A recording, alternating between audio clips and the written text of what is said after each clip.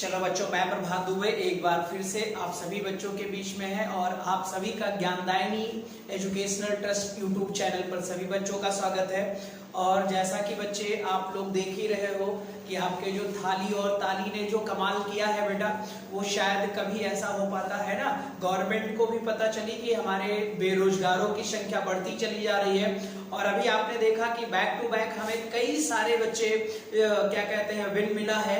जैसे आपके एसएससी 2018 का जो मार्क्स था वो भी दे दिया गया है बच्चे, और नया रिजल्ट के डिक्लेरेशन कर दिया गया है। और दूसरा आपने देखा होगा बच्चे कि आरआरबी एनटीपीसी का जो एग्जाम कंडक्ट होना है वो दिसंबर आपकी डेट बढ़ गई है। तो जितने भी बच्चे आरआरबी वाले सर जी लोग हो हमारे साथ जुड़े हुए हो, और मैं बच्चे बस इसी वीक में 1-2 दिन में ही आपके लिए रात में 9 बजे से प्रैक्टिस सेट आरआरबी से संबंधित 40 जो क्वेश्चन होते हैं बच्चे, आपको मिनिमम 40 क्वेश्चन मिलने वाले हैं। इन क्वेश्चंस को सॉल्व कराना मैं सर शुरू कर दूंगा। तो जैसे बच्चे अभी सुबह आपकी पॉलिटी की क्लास चल रही है, इवनिंग में ज्योग्राफी की है, और ज्योग्राफी में मैंने बच्चे एटमॉस्फेयर शुरू किया है। एटमॉस्फेयर वाले चैप्टर को सारे एनटीपीसी वाले देखो, ठीक है। और दूसरी चीज बच्चे, क्वेश्चन की संख्या मैं बढ़ा देता हूं। रात में करीब 1 से 1.5 घंटे बेटा 9 से लेकर करीब 10:30 बजे तक हम आपको क्वेश्चन सॉल्व कराना शुरू करेंगे। वो सिर्फ हमारा प्रैक्टिस सेशन ही होगा बेटा, ठीक है। उसके बाद ताकि ज्यादा से ज्यादा आपके क्वेश्चन बच्चे तैयार होते चले, और मैं सॉल्व कराऊंगा। जैसे मैं बच्चे पॉलिटी के क्वेश्चन सॉल्व कराता हूं, संडे चला रहा हूं, ठीक है। 500 एमसीक्यू करवाना है, ऐसे बच्चे मैं प्रयास करूंगा 1 से 1,500 क्वेश्चन आपके आरआरबी के तैयार हो जाए बच्चे। और जब क्वेश्चन तैयार हो जाएगा सर, तो आप जब प्रैक्टिस सेट लगाओगे तो वहां पर आपके क्वेश्चन सही होने थोड़ा स्टार्ट हो जाएंगे। तो अब लग जाओ बच्चे, क्योंकि मैं बता दे रहा हूं जिस तरह से प्राइवेटाइजेशन चल रहा है, ये एक बहुत बड़ी अपॉर्चुनिटी है सारे बच्चों के लिए। तो अब दिन रात एक कर दो भाई, ठीक है। अभी तक तो ये था कब होगा, अब तो घोषणा उन्होंने कर दिया। तो अब आप लोग सारे बच्चे एक साथ तैयार हो जाओ, ठीक है। जो हमसे हो सक रहा है जीके में बच्चे और जीएस में, वो हर वो चीज मैं आपको तक पहुंचा दूंगा बेटा जो हमारे पास है, बस इतना ही कहूंगा। तो चलो आओ शुरू करते हैं बच्चे। बहुत सारे बच्चों ने टीचर डे विश किया था बेटा, जैसे प्रभात सिंह बच्चे खुश रहो, रवि यादव हैं, किरण कुमारी हैं, सर बहुत मिस कर रहे हैं हम लोग आपको, ठीक है, थैंक यू वेरी मच, ठीक है। जीत का जनून है बच्चे, हैप्पी टीचर्स डे, ठीक है। Sarita Jaiswal thank you ma'am, Vishwanath thank you, Monika Patel thank you, Avnish Vishwakarma thank you, Mamta Raj thank you so much, Ravi Yadav thank you so much, Sarvan Kumar thank you, Raj Yadav love you sir, love you too बेटा, ठीक है। सरवन कुमार, प्रभात सर बहुत पसंद है, बहुत ठीक है बच्चे, थैंक यू सो मच बच्चे। सारू Singh Rajput, Anjali Verma, Akanksha Singh, K Yadav sir thank you so much, Akhilesh Maurya thank you so much, Sunny Tiwari आप बहुत अच्छा बोलते, थैंक यू बच्चे, ठीक है। Akhilesh Maurya miss you too बेटा, हम लोग भी आपको बहुत मिस करते हैं, ठीक है। यूपी क्लासेस बहुत शुभकामनाएं, थैंक यू बच्चे। अखिलेश वर्मा, सुदीपा तनेजा थैंक यू बेटा, हरेंद्र यादव, प्रिया Singh thank you ma'am, Vishal Singh हैं बच्चे, ठीक है, थैंक यू, प्रिया सिंह है, थैंक यू सो मच। और बहुत सारे बच्चे हैं बच्चे जो लगातार वीडियोस पर बने रहते हैं। तो चलो आज इतना ही है बेटा, ठीक है। बहुत सारे बच्चे हमारे थे जो लगातार चैट पर रहते हैं और बच्चे बने रहते हैं हमारे साथ। तो कुछ बच्चों का और नाम है, ठीक है।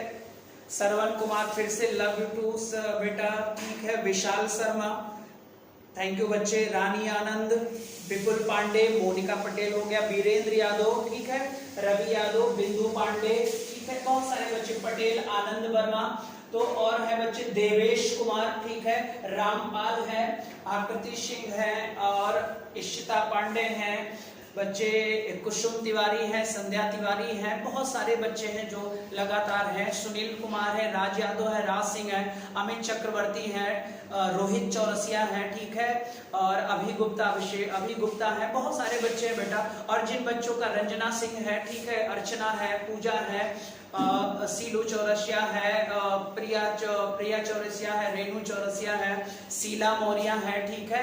और जितने भी बच्चे हो बेटा, ये सारा बच्चे, बहुत सारा प्यार आप लोगों ने टीचर्स डे पर दिखाया। और टीचर डे पर मैंने कुछ बच्चे हमसे मिलने भी आए थे, मैंने भी वीडियो डाला था। तो चलो आज बच्चे पॉलिटी का क्वेश्चन, जिस तरह से मैं देख रहा था कि आपने बच्चे जो 35 क्वेश्चन के आंसर दिए, हमें बहुत ही अच्छा लग रहा था। कुछ बच्चों ने बताया कि सर 1-2 क्वेश्चन ही हमारा गलत हो रहा। इतनी मेहनत कर लो, वीडियो देखते रहो बच्चे, और मैं ऐसे ही क्वेश्चन की स्पीड बना दूंगा आप लोगों की। ये मेरा आपसे कमिटमेंट है और मैं कमिटमेंट पूरा करता हूं, ये आप जानते हो, ठीक। तो चलो आगे बढ़ते हैं बच्चे। आज हम राष्ट्रपति के बारे में पढ़ेंगे, और राष्ट्रपति का जो आज हमें पावर पढ़ना है वो हमारा जुडिशियल पावर होगा। क्लियर हो जाएगा, यानी कि जुडिशियल पावर होगा बच्चे राष्ट्रपति की। अगला टॉपिक होगा हमारा राष्ट्रपति की न्यायिक शक्तियां, judicial power of president, judicial power of president, ठीक है। ये हमें पढ़ना है सर। और अब आपको पता है कि सर राष्ट्रपति जो है ये जो न्यायिक शक्तियों में काम करता है, तो आपको पता है राष्ट्रपति की जो न्यायिक शक्तियां होती हैं, इसमें सिर्फ 2 हमारे इंपॉर्टेंट पॉइंट होते हैं बच्चे। कितने होते हैं? 2। ऑल जजेस का मतलब क्या होता है, जल्दी से बताओ। जितने भी बच्चे होंगे, ऑल जजेस of supreme court and high court, all जजेस of supreme court and high court. अब आपको मैंने पढ़ाया था कि बच्चे जितने भी सुप्रीम कोर्ट और हाई कोर्ट के जज होंगे, उन सभी की नियुक्तियां कौन करता है? तो आप बोलोगे राष्ट्रपति करता है बच्चे। तो अपॉइंट बाय प्रेसिडेंट लिख देना आगे, अपॉइंट बाय प्रेसिडेंट, यानी कि यहां पर आप सीधा सा लिख दे बच्चे कि सुप्रीम कोर्ट और प्लस हाई कोर्ट के सभी न्यायाधीशों की नियुक्ति करेगा, सभी न्यायाधीशों की नियुक्ति करेगा। और बच्चे न्यायाधीश के बारे में जो डिटेल्स मैं बताऊंगा, वो सारी डिटेल्स बेटा आपको न्यायपालिका वाले चैप्टर में मिलेगा। अभी यहाँ पर इतना ही जानना है कि सुप्रीम कोर्ट हाई कोर्ट के जितने भी जजेस होते हैं बच्चे, उन सब को नियुक्त करने का अधिकार किसका होता है? तो आप बोलोगे सर ये हमारे राष्ट्रपति का होता है, ठीक है बच्चे। और बच्चे यहाँ पर अगला हाई कोर्ट यानी supreme court plus High court के जितने भी जज होंगे बच्चे, इन्हें रिमूव करेगा, यानी हटाने का भी कार्य कौन करेगा?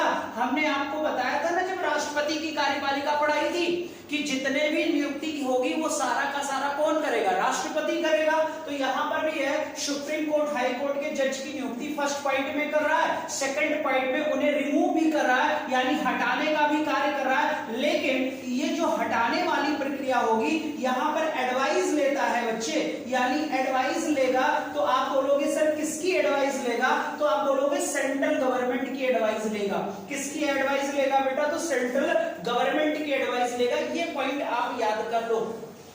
अरे नियुक्ति में बच्चे ने, हटाने में ये संसद कर दो, यहां पर हटाने में बच्चे इन पर कौन बोलेगा? संसद। यानी कि बच्चे अगर इनको हटाना है तो संसद में आपको पता है इनके विरोध में एक क्या लाना होगा? बिल लाना होगा, और उस बिल को क्या कराना होगा?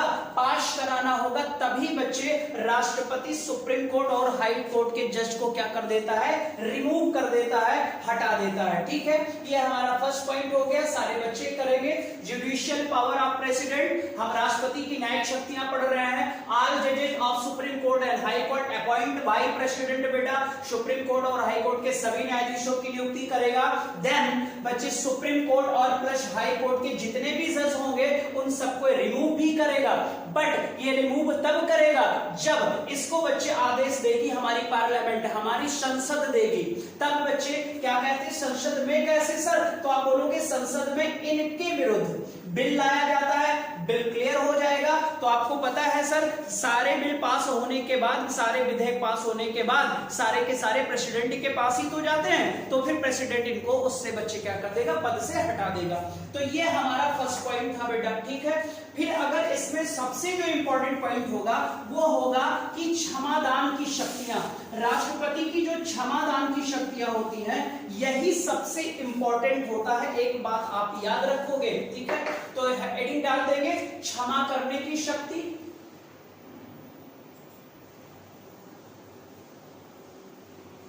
क्षमा करने की शक्तियां। और आपको पता है सर, ये 5 प्रकार का क्षमादान टाइप होता है बच्चे। कितने प्रकार का? 5। जो पहला होता है सर, सीधा सा पर्डन लिखा जाता है। अब पर्डन का मतलब क्षमा करना। पर्डन का मतलब क्या होता है? क्षमा करना।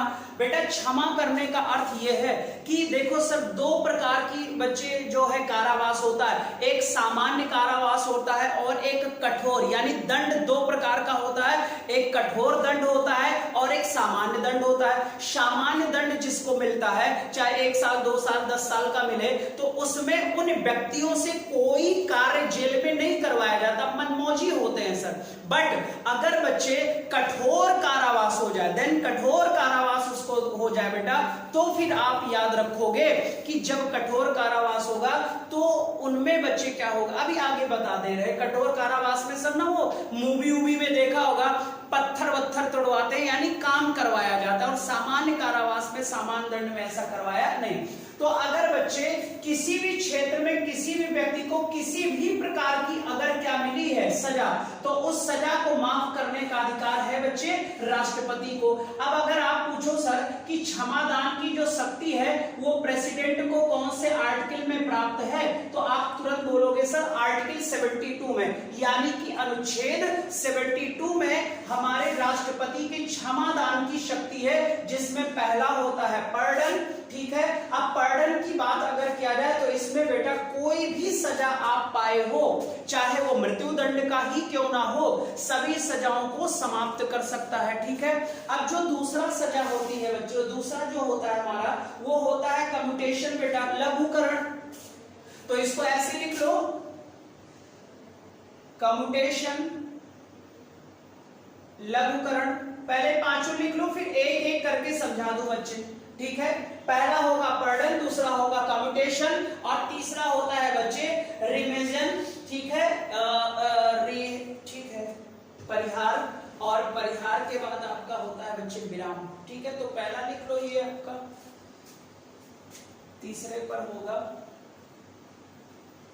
रेमिशन, परिहार,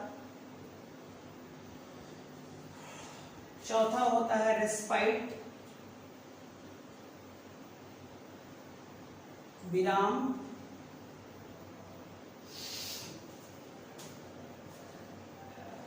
एक हो गया पर्डन, एक होता है बेटा कम्यूटेशन, एक होता है रिमिशन, एक होता है रेस्पाइट, और एक होता है बच्चे प्राविलंबन, रिप्रीव।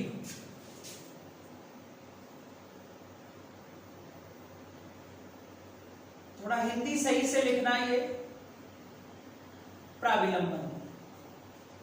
पहला होता है पर्डन, दूसरा होता है कम्यूटेशन, तीसरा होता है रिमिशन यानी परिहार बच्चे, रेस्पाइट विराम, और रिप्रीव का बच्चे हिंदी होता है प्राविलंबन। आपको यहाँ पर हिंदी और इंग्लिश दोनों याद रखना होगा सर। कैसे बच्चे, मैं क्वेश्चन सॉल्व कराऊंगा तो आप देखोगे कि कई सारे क्वेश्चन को उन्होंने सर इंग्लिश में, आज बच्चे हिंदी मीडियम का जानते हैं सर, इस बार सिविल का अगर एग्जाम कंडक्ट देखा जाए तो आप देख रहे हैं सर हिंदी मीडियम के स्टूडेंट जितने भी हैं, लगातार उनका बच्चे रिजल्ट जो है वो गिरता चला जा रहा है। जानते हो सर क्यों गिरता चला जा रहा है? क्योंकि कई सारे ऐसे में क्वेश्चन देखता हूं जिसमें वो हिंदी को ही, अब यहां पर देखो यार कम्यूटेशन, वो इंग्लिश को ही हिंदी में लिख दे रहे बेटा कम्यूटेशन। अब आदमी पढ़ा होता है लघुकरण, कम्यूटेशन याद नहीं रहता, तो फिर उससे क्वेश्चन गलत हो जा रहा है। और यही एक कारण है कि हिंदी बच्चे, जितने भी बच्चे हिंदी वाले बच्चे हैं सिविल में, उनका रिजल्ट लगातार गिर रहा है। यही एक कारण है बेटा। तो कुछ ऐसे शब्द हैं जिनको आपको इंग्लिश याद रखनी होगी। रिप्रीव का मतलब होता है प्रविलंबन, रेस्पाइट का मतलब होता है विराम, रिमिशन का मतलब होता है परिहार, कम्यूटेशन का मतलब होता है लघुकरण और पर्डन का मतलब होता है क्षमा करना। क्लियर? आर्टिकल किसके तहत? 72 के तहत। अब यहां पर तो 72 में राष्ट्रपति हो जाएगा आपका, क्लियर हो जाएगा। अगर हम बात करें सर, यहीं पर बात कर लें कि सर क्या राज्यपाल को भी प्राप्त है, तो आप बोलोगे यस सर, राज्यपाल को भी प्राप्त है ये सारी शक्तियां। और राज्यपाल को कौन से आर्टिकल में प्राप्त है? तो आर्टिकल बच्चे आपको पता है 161 में, आर्टिकल 161 में राज्यपाल बच्चे अपनी क्षमादान की शक्तियों का प्रयोग करता है और 72 में क्षमादान की शक्ति का प्रयोग करता है कौन? तो आप बोलोगे कि सर राष्ट्रपति करता है। उम्मीद है ये सारे बच्चों ने लिख लिया होगा। अब हमें एक एक करके समझ लेना है इसमें से, ठीक है? अब कि मैंने कहा था बच्चे किसी भी सजा को, हमने कहा था पर्डन का अर्थ होता है बच्चे सजा को पूर्ण रूप से माफ कर दिया जाए। सजा को लिख देना एक लाइन, सजा को पूर्ण रूप से माफ कर दिया जाए, माफ कर दिया जाए। और आपको पता है सर, मैं लास्ट में नोट पॉइंट लिखा दूंगा, राष्ट्रपति की जो ये क्षमादान की शक्ति होती है बच्चे, ये इसका स्वाविवेकीय अधिकार नहीं है, ये किसी के निर्देश पर काम करता है और निर्देश देने का काम होता है मंत्रिपरिषद का, निर्देश देने का काम होता है मंत्रिपरिषद का। मंत्रिपरिषद में अगर कोई डिपार्टमेंट की बात कर दी जाए तो होम मिनिस्ट्री आती है बच्चे, गृह मंत्रालय इन क्षमा शक्तियों के प्रयोग करने का अधिकार इनको दे देता है कि सर ये मैं एक आपके पास फाइल भेज रहा हूं और इस पर आप विचार करिए, और जैसा सरकार कहती है वैसा ही राष्ट्रपति करता है। तो हमारा पहला था पर्डन। पर्डन का मतलब हुआ सर कि क्षमा करना, यानी कि सजा को संपूर्ण तरीके से क्या कर देना बच्चे, चेंज कर देना, ठीक है, माफ कर देना। अब दूसरा है लघुकरण। लघुकरण को इंग्लिश में क्या कहते हो बच्चे? आपका क्या कहते हैं? लघुकरण को कम्यूटेशन कहते हो। अब ये जो हमारा लघुकरण होता है, ध्यान से देखना, आपको भी पता है सर, अभी मैंने कहा एक कठोर दंड मिला, ठीक है, एक सामान्य दंड मिला। अब इसी कठोर में व्यक्ति को मृत्यु दंड मिल गया। अब ध्यान से देखो, मृत्यु दंड मिला ना उसे, सजा मृत्यु की। अब क्या करे सर कि मान लो लघुकरण का मतलब कम्यूटेशन होता है बच्चे, और आपको पता है इसमें क्या करना है, मान लो बच्चे किसी व्यक्ति को फांसी मृत्यु दंड की सजा मिल गई और उसने अपने मृत्यु दंड को माफ करवाने के लिए फाइल किसके पास भेज दिया? राष्ट्रपति के पास दिया। राष्ट्रपति ने सरकार से पूछा सर इस पर क्या निर्णय लिया जाए, तो सरकार ने कहा भाई ठीक है, इसकी सजा को क्या कर दिया जाए, कम कर दिया जाए। यानी कि आप देखते हो यहां पर मृत्यु दंड उसे मिला हुआ था, तो बच्चे जो मृत्यु दंड था यही तो नेचुरल था बच्चे, नेचर था। यानी कि इस व्यक्ति की जो सजा थी वो उसकी जो प्रकृति थी वो प्रकृति क्या है, तो आप बोलोगे सर तो मृत्यु दंड है। तो इसी मृत्यु दंड को बच्चे, इसी मृत्यु दंड को यहां पर राष्ट्रपति क्या करे बच्चे, सीधा सा लिख दो, सजा की प्रकृति बदल देना। सीधा सा एक लाइन लिख लो बच्चे, सजा की प्रकृति को ही बदल देना। तो यहां पर लिख देंगे ऐसे, सजा की प्रकृति को बदल देना। जैसे मृत्यु दंड को आजीवन कारावास में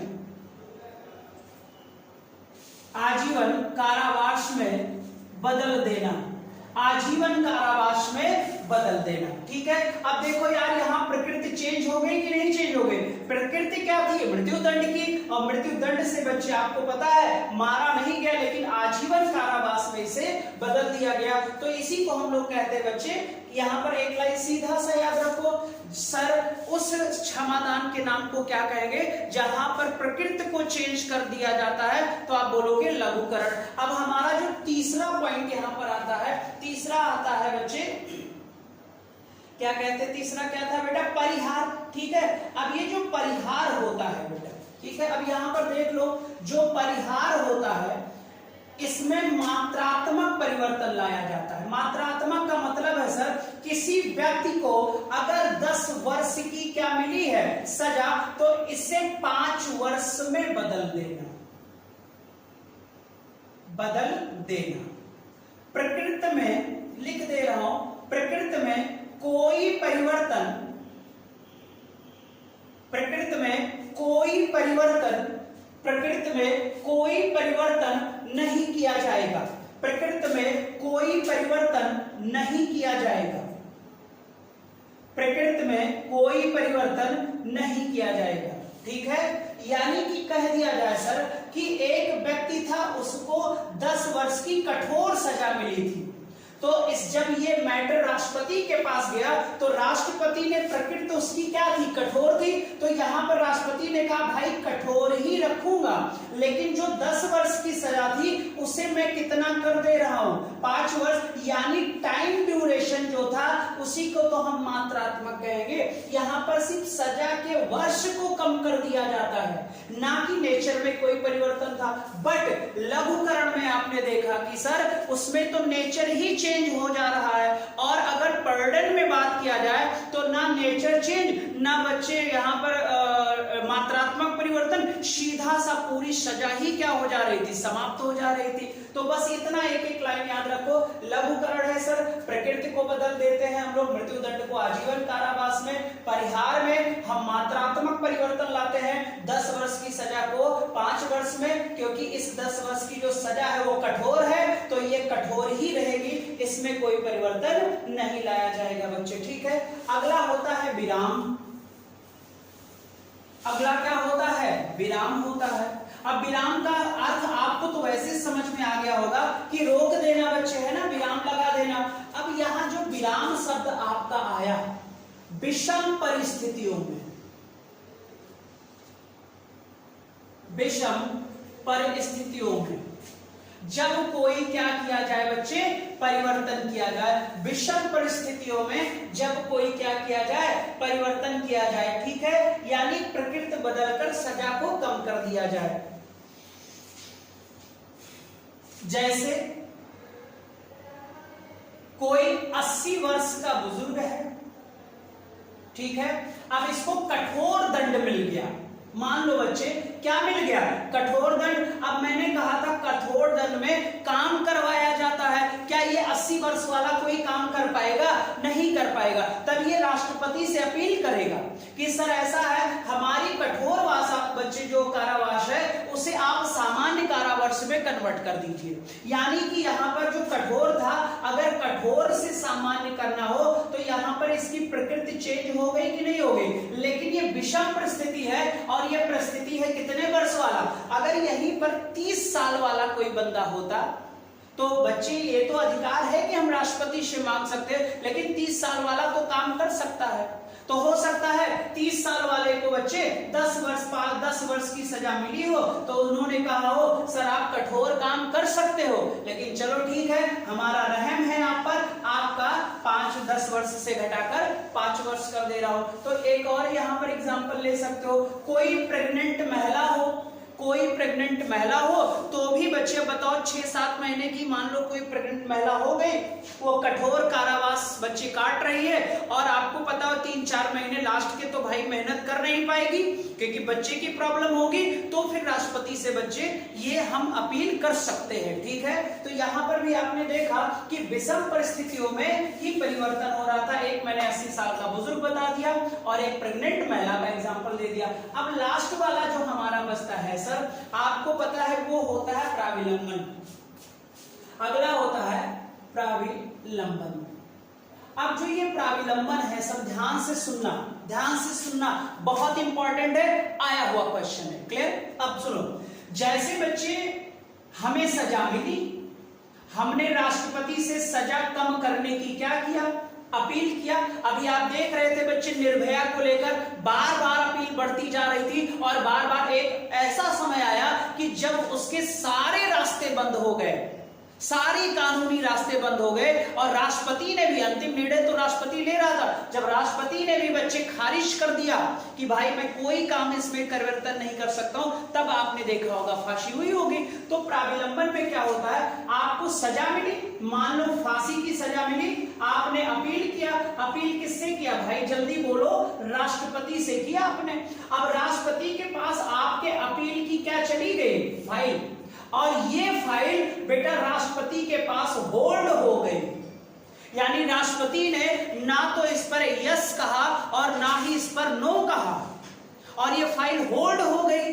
अब जब ये फाइल होल्ड हो गई, अब कितने समय तक ये होल्ड है, जितने समय तक ये होल्ड रहेगी, और आपको भी पता है तब तक उस बंदे को फांसी की सजा नहीं दी जाएगी। ऐसा एक केस हुआ था, अब ध्यान से सुनना, इंपॉर्टेंट है इसीलिए बताना पड़ा। इसमें केस क्या हुआ था सर, आपको पता है 1991 में राजीव गांधी की हत्या कर दिया तमिल वालों ने, और जो हत्यारे थे वो पकड़े गए, और हत्यारे पकड़े गए तो आपको पता है उनको क्या दे दिया गया, फांसी दे दिया गया। हालांकि उन लोगों ने राष्ट्रपति से अपील किया कि सर हमारी फांसी को किसमें, आजीवन कारावास में कन्वर्ट कर दिया जाए, और 1991 से किसी भी राष्ट्रपति ने इस पर निर्णय नहीं लिया। तो पक्का जब निर्णय नहीं ले रहे हैं तो देखो फाइल बच्ची की क्या हो गई, होल्ड हो गई। ये सन बच्चे 1991 से चलता गया, सुनवाई होती गई, और 1991 से केस पहुंचा 2013 तक। 2013 में प्रणब मुखर्जी का नाम सुना होगा बच्चे भी, रिसेंट में इनकी डेथ भी हो गई, ठीक है। और प्रणब मुखर्जी ने बच्चे उस फाइल को मंगवाया और उस फाइल पर अपनी परमिशन दे दिया कि इनके मृत्युदंड में कोई परिवर्तन नहीं होगा, इनको फांसी दे दिया जाए। अब जब ये राष्ट्रपति ने घोषणा कर दिया, तब बच्चे जो जेल में बंद थे राजीव गांधी के हत्यारे, वो लगभग, अब यहां जोड़ा जाए तो 13 कितना होता है, लगभग 23 वर्ष की ये लोग क्या काट चुके थे, सजा। अब जब 23 वर्ष की सजा की बात हुई तो ये जितने लोगों को फांसी दिया जाना था, ये सुप्रीम कोर्ट के दरवाजे को खटखटाए, बोले सर आर्टिकल 20 का उल्लंघन हो रहा है, हमें फांसी देना ही था तो पहले क्यों नहीं दे दिया गया, हम 23 साल सजा भी काटे हैं और आप अचानक बोल दे रहे लो फांसी पर भी चढ़ जाओ। तो सुप्रीम कोर्ट के पास जब ये मैटर गया तो आपको मैंने आर्टिकल 20 पढ़ाया है, और उसमें कहा था कि एक व्यक्ति को 2 बार दंडित नहीं किया जाता, यहां 2 बार ही तो दंड हो रहा था, 23 साल भी काट लिए और प्लस अब अचानक बोले फांसी भी दे दोगे, तो उन्होंने कहा फांसी दे दो लेकिन हमारे 23 साल वापस कर दो भाई। तो आपने देखा होगा कि ये जो निर्णय लिया गया, इसमें जब सुप्रीम कोर्ट ने देखा कि यार आर्टिकल 20 का उल्लंघन हो रहा है, तो आपको पता है सर जब किसी व्यक्ति के फंडामेंटल राइट का उल्लंघन होगा तो उसका संरक्षण कौन करेगा, सुप्रीम कोर्ट ने कहा मृत्युदंड नहीं हो सकता भाई, इनका जो कारावास चल रहा है, कौन सा कारावास, आजीवन कारावास, यही इन पर लागू रहेगा। ठीक है, ये बताओ समझ में आ गया इतना बात कि नहीं आ गया। प्राविलंबन में क्या होता है, जब फाइल होल्ड हो जाए बस बच्चे, ठीक है, मृत्युदंड की फाइल हो या किसी भी क्षेत्र की फाइल हो बच्चे, वो राष्ट्रपति के पास तब तक होल्ड रह जाए, इसी को हम प्राविलंबन कहते हैं। ठीक,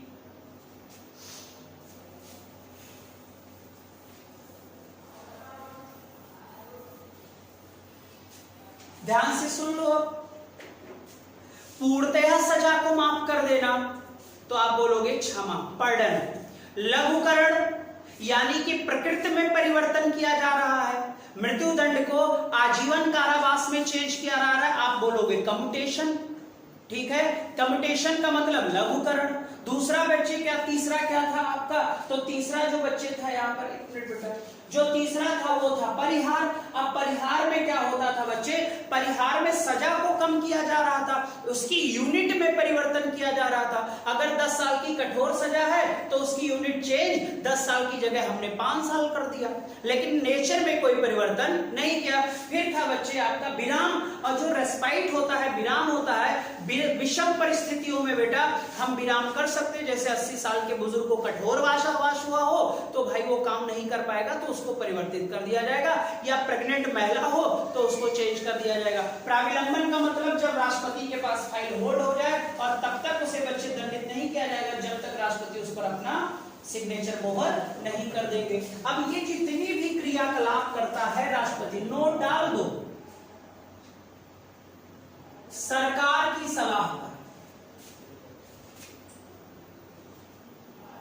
और सरकार में भी अगर नाम आएगा भाई तो गृह मंत्रालय। सरकार में भी अगर नाम आएगा तो आप क्या लगाओगे, गृह मंत्रालय लगाओगे। ठीक है,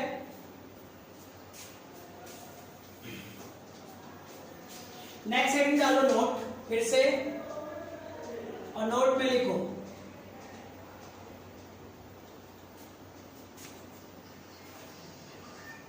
यह स्वाविवेक शक्ति, यह स्वाविवेक शक्ति नहीं है, यानी राष्ट्रपति इसको स्वाविवेक नहीं बच्चे अपना सकता, गृह मंत्रालय से आदेश लेना पड़ेगा। ठीक है, अब दूसरा बच्चे जो इंपॉर्टेंट टॉपिक होगा यहां पर, अगर हम कोर्ट मार्शल की बात करें, अगर हम कोर्ट मार्शल की बात करें, अगर हम कोर्ट मार्शल की बात करें तो इनमें परिवर्तन सिर्फ राष्ट्रपति कर सकता है। अगर सेना न्यायालय ने किसी व्यक्ति को दंड दिया है तो सेना न्यायालय जब दंड देती है तो कोर्ट मार्शल कहलाता है। कोर्ट मार्शल का परिवर्तन सिर्फ और सिर्फ कौन कर सकता है, राष्ट्रपति कर सकता है, और अन्य कोई भी व्यक्ति बेटा नहीं कर सकता। ये पॉइंट आप याद रखोगे। अब फिर आगे बात आती है, बहुत ही इंपॉर्टेंट होगा ये दोनों पॉइंट, उम्मीद है नोट हो गए होंगे। कोर्ट मार्शल था, अब इसे बच्चे कॉपी पेन रोक के समझ लीजिएगा, फिर ध्यान से देखिएगा। अगर हम डेथ सेंटेंसेस की बात करें, यानी कि मृत्यु दंड की बात करें, ध्यान से सुनना, अगर हम मृत्यु दंड की बात करें बच्चे, तो मृत्यु दंड को पूर्ण रूप से समाप्त करने का अधिकार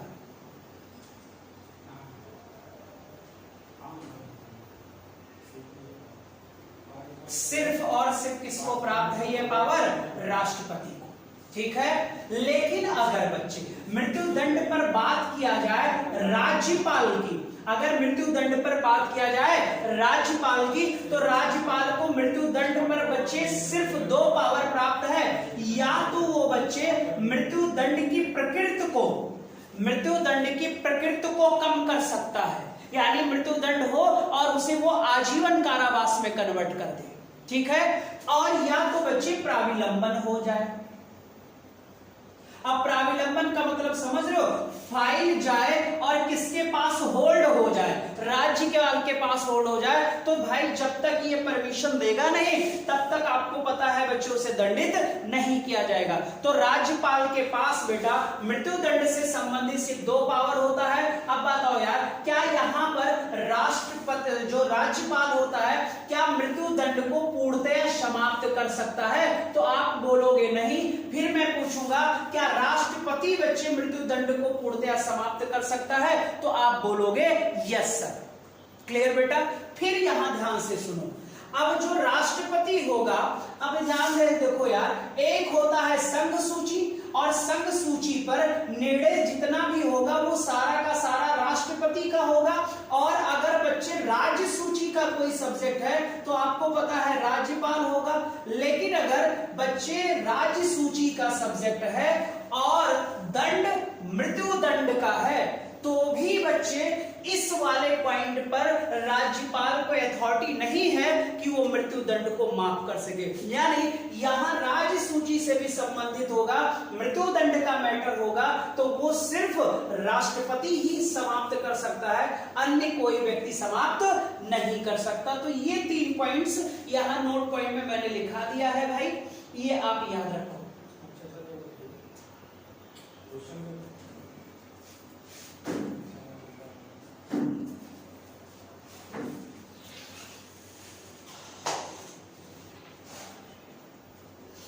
ठीक है, सारे बच्चे बताओ इतना बात समझ में आया? थोड़ा टफ टॉपिक था।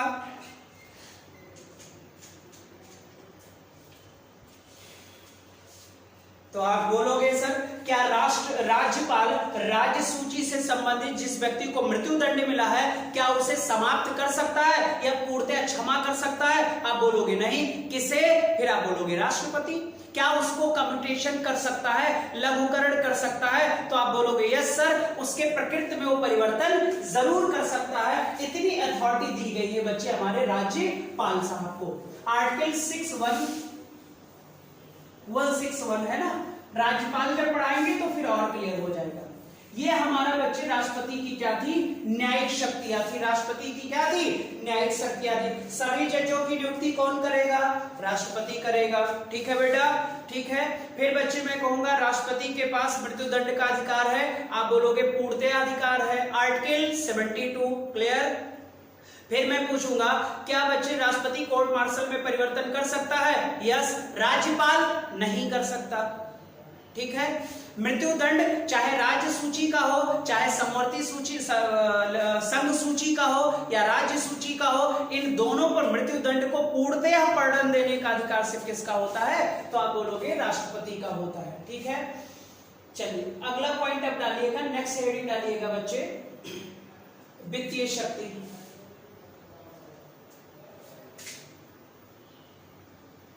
फाइनेंशियल पावर ऑफ प्रेसिडेंट,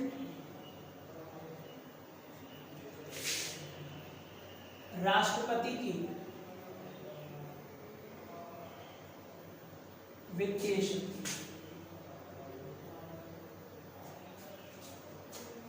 राष्ट्रपति की क्या होगी बच्चे, वित्तीय शक्तियों के बारे में अगर हम लोग बात करें तो बच्चे वित्तीय शक्ति मतलब फॉर्मेशन ऑफ फाइनेंस कमीशन,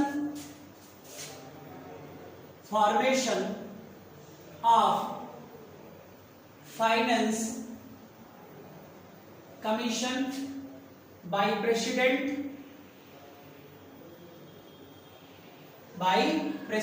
यानी कि वित्त आयोग का गठन राष्ट्रपति करता है एंड अध्यक्ष प्लस सभी सदस्यों की नियुक्ति भी करता है, नियुक्ति और हटाता भी है।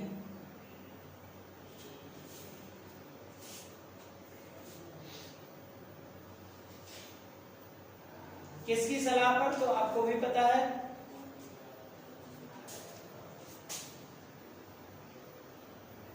अनुच्छेद 280 है वित्त आयोग।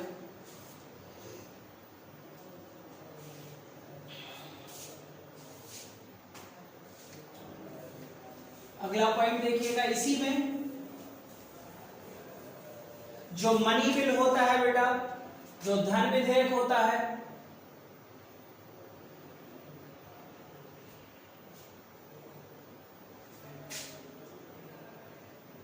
राष्ट्रपति से पूछकर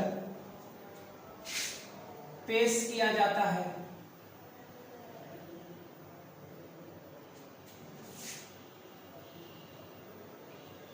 आकस्मिक निधि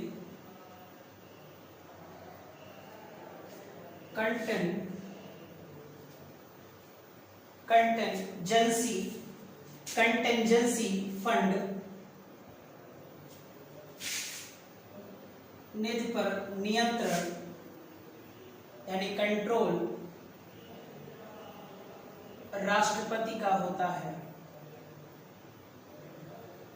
ठीक है।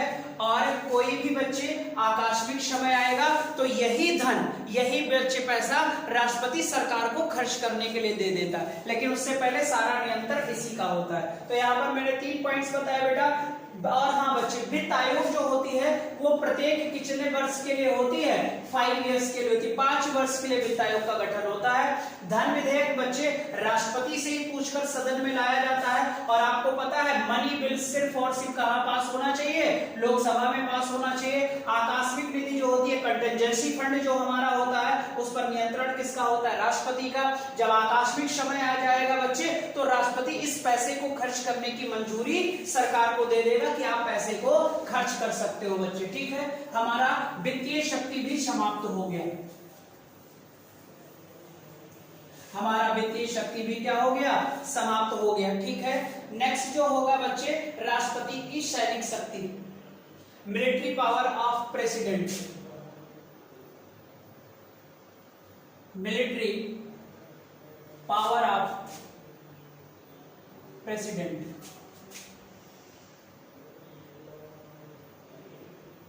राष्ट्रपति की कौन सी शक्ति, सैनिक शक्ति।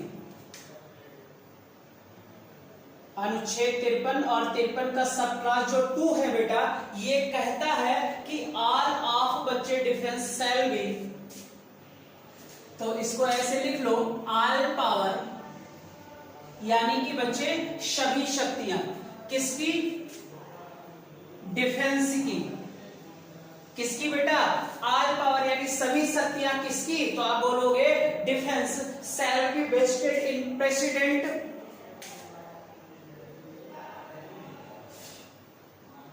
shall be vested in president, सभी सैन्य शक्तियां,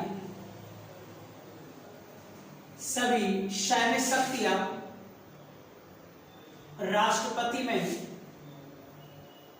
निहित हैं।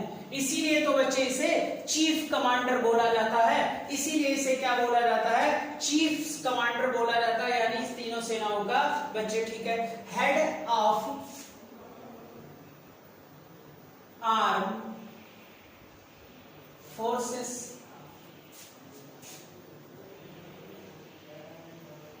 अध्यक्षों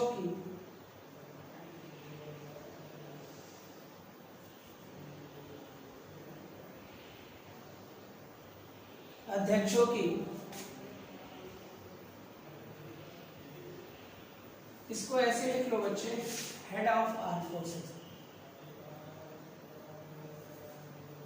तीनों सेनाओं के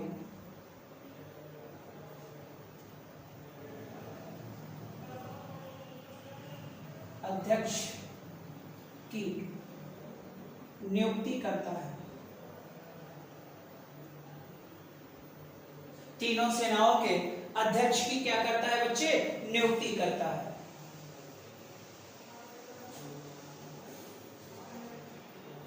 क्या इसको अध्यक्षों कर लो, अध्यक्षों की क्या करता है, नियुक्ति करता है। ठीक है, और एक लास्ट पॉइंट होगा बच्चे, सेनाओं का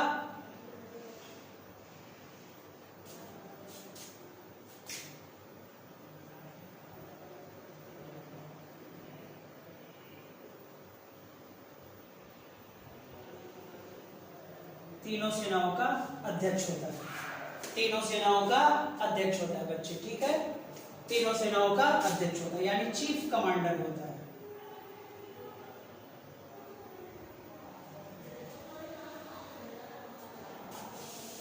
इसमें कोई बहुत ज्यादा समझाने लायक नहीं है।